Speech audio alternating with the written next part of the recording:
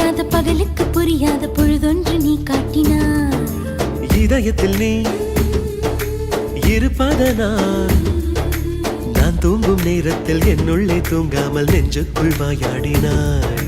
கண்ணாடி நீ கடிகாரம் நான் உன்னுள்ளே ஓடோடி வாழ்வே.